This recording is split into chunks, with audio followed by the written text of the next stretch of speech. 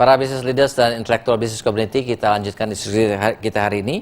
Why leaders don't learn from success, yang kita ambil dari Harvard Business Review bulan April tahun 2011. Dan ini adalah segmen terakhir dari episode hari ini, maupun merupakan segmen terakhir dari segmen dari episode yang sebelumnya, yang berlanjut dengan episode hari ini. Masih bersama kita dengan Pak Nugroho Supangat, beliau adalah founder dari Dunamis Organizational Services. Ada pertanyaan Pak dari audiens, silakan. Ya Pak Nugroho, saya ingin tanya, mungkin Pak Nugroho bisa sharing kepada kami semua bagaimana tips-tips untuk bisa menjadi seorang pemimpin yang sukses secara seutuhnya. Dalam artian dia bisa sukses dalam kehidupan berkarirnya, tapi juga bisa sukses dalam membina hubungan berkeluarga, karena saya percaya bahwa di balik kesuksesan seorang pemimpin ada keluarga yang mendukung. Dan tentunya ini terkait dengan dari artikelnya Harvard bahwa faktor-faktor yang tumbuh dari harmonisasi kehidupan berkeluarga akan mempengaruhi kondisi internal si great leaders tersebut. Oke, good question. Thank you Pak Satrio. Gimana Pak? Jadi bagaimana seorang leader itu bisa sukses dalam pekerjaannya dan dalam keluarganya? Contohnya Bapak lah gitu kan, sukses dalam pekerjaan juga dalam keluarga. In your case gitu Pak, berapa banyak itu yang disebabkan oleh you yourself, berapa banyak karena faktor eksternal? Kalau yang rumah tangga sih biasanya kan ya kita dangdutangnya dengan pasangan kita ya kayaknya tuh. I think the challenge of that question ya kayaknya tuh, let's face it aja deh, kita sebagai businessman kerja tuh asik kok. Ya kalau kerja nggak asik, we won't be here. Ya, ngomongin how to kesnya tuh, di dalam keasikannya ini yang kita harus ada perimbangannya itu kan, bahwasanya asik-asik ini, terus overall kehidupan kita tuh maunya apa sih ya? Saya ingat salah satu perkataan si Stephen Covey adalah semua orang yang meninggal nggak pernah ada yang waktu di tempat tidurnya itu bilang, wah ada pekerjaan kantor ketinggalan nih ya. Pasti kan yang diingatkan adalah keluarganya, ke itunya tuh. Ini kan kita sebutkan sebagai begin with the end in mind ya. Ujung-ujungnya hidup kita mau apa sih? Pasti kita mau kerja yang sukses, yang asik gitu kan. Tapi I think we want to spend time with some people that we love. Ya, the question is this Pak, untuk menjadi sukses di dalam karir dan dalam keluarga, berapa banyak itu faktor internally of yourself, berapa banyak faktor eksternal yang dikatakan part of the luck gitu Pak? Oh, kalau itu sih internally. I don't think it's part of luck itu ya tuh. No. Yeah. You have to work on it. Hard. It's hard work loh kasihnya tuh ya. My wife's expectation is for me to be around ya, and to give her attention. Wah itu ya that's it gitu kan. And kita lagi asik-asiknya kerja, lagi lucu-lucuan kerja kan. So there's this apanya? There's this natural apa ya, conflicting momentum ya ke situ. Tapi berarti you have to recruit the right wife gitu ya. Karena kalau enggak you cannot change the mind of adult kan gitu kan. So susah banget gitu kan. Ya, tapi kan mulainya dari kitanya juga gitu kan. I mean, for instance, this whole issue mengenai quantity and quality of the time. Kalau kita ngomongin quantity of the time, I don't think kita bisa bikin, wah pokoknya kalau mau imbang 50-50 ya, wis asik ya. Padahal kenyataannya kan nggak, jarang-jarang bisa 50-50 kan. Jadi kalau waktunya is 70-30 atau 80-20, ya kita pasti yang 20-nya, kita di situ jangan terlalu mikirin kerjaan. I think that's rule number 1 ya. Jadi pas kita lagi bersama atau kita lagi begini-begini ya, masih ituin kerjaan, ya pinter-pinternya aja lah. Gitu ada ya? BBM masuk, urgent pertanyaan gitu kan, ya biarin dulu, nanti kalau tenang baru appropriate jawab. Tetap dijawab sih, tapi you gotta balance it lah. Oke.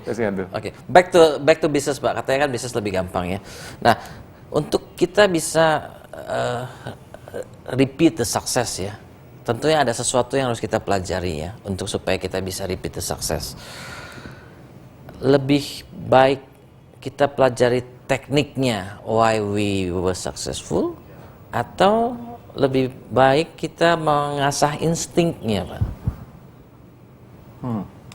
Insting ini bagian yang susah ya ke sana tuh. I mean, we always talk about this business judgment, ya. Terus kita mengatakan, can you teach business judgment to people, ya, ke sana tuh. Jadi sekolah jadi instingnya, ya, ke sana tuh. I think insting ujung-ujungnya kan is learn, ya. Jadi orang memang harus itu di mana. Why did you feel that way? Saya suka ngomong kayak gitu. Jadi ada seseorang yang saya respect gitu ya. Terus satu, he makes a decision. Itu kan dari instingnya dia kan. Yeah. I have this tendency of nanya gitu. Why did you make that decision ya? Because I thought this would have been a better decision.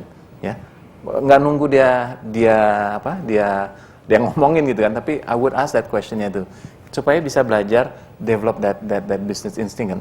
Kalau instingnya udah tajam, wah itu sedap sekali gitu kan. But that needs to be learned, ya. Dan learningnya lagi itu kembali dalam situasi di mana kita share satu sama lain ya. What is tuh? Misalnya saya pernah this was a conglomerate ya. Number 2 di Indonesia. But this conglomerate number 1 ya. Orang-orang yang duduk di situ, mereka bilang, gimana ya kita bisa waktu itu si Om Lim Siuliong masih aktif dan segala macam gitu kan. Di konglomerat namanya, gimana ya kita bisa belajar kayak Om Lim itu gitu kan. Terus semuanya pada itu.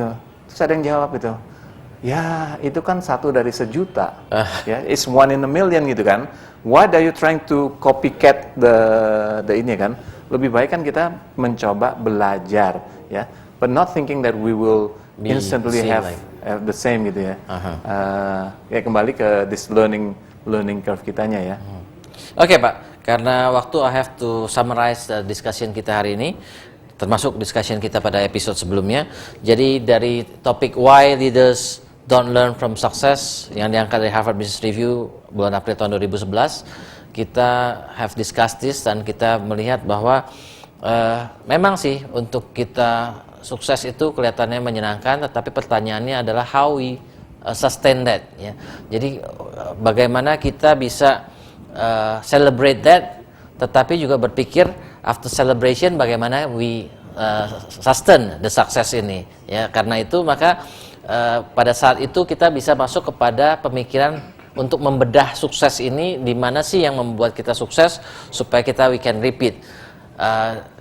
Kalau kita tidak ada pemikiran seperti itu, maka kita akan cenderung udah celebrate aja, nanti the next episode kita akan find our way dan kita pasti sukses lagi. Pada saat itulah maka kita akan jatuh kepada yang dikatakan overconfidence. Nah, memang kalau kita lihat tendensi kita adalah untuk mengevaluasi kesalahan more than success, ya, karena itu adalah satu tendensi yang umum. Tetapi saya kira juga tidak salah untuk kita belajar dari kesalahan, ya, karena katanya mistakes is very costly gitu ya. Don't repeat the same mistake katanya. Nah, tetapi repeat the same success. Tapi karena keadaan kita sekarang situasinya berkembang dengan cepat, maka apa yang kita pelajari hari ini, kenapa yang membuat kita sukses hari ini, apa yang membuat kita gagal hari ini, might not be apply for the next case, gitu ya. Maka kelihatannya tendensi belakangan ini lebih kepada orang lebih melatih yang lebih fundamentals, ya. Jadi dari case tersebut kemudian dilatih, orang mulai sekarang melatih lebih kepada how to get the instinct, Pak. Walaupun memang nggak gampang, karena insting itu harus banyak cases baru develop instingnya, ya. Dan banyak cases tersebut harus dianalisis. Jadi memang tugasnya jadi lebih berat. Jadi dulu kita menganalisis, kemudian kita belajar tekniknya.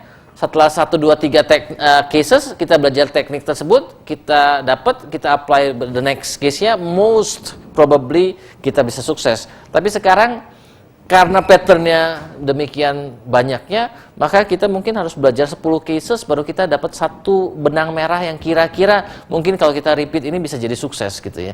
Nah, itulah yang saya kira menjadi catatan kita, why leaders don't learn from success, and if we want to learn from success, kita harus belajarnya caranya bagaimana, ya. Saya Dr. Bayu Prawirahi, Executive Director Intellectual Business Community. Kita jumpa lagi dalam program CEO Reference berikutnya. Terima kasih.